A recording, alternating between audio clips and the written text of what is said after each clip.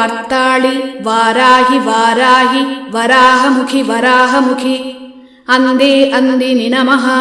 रुंदे रुंदिनि नमः जंबे जंबिनि नमः मोहे मोहिनि नमः स्तंभे स्तंभिनि नमः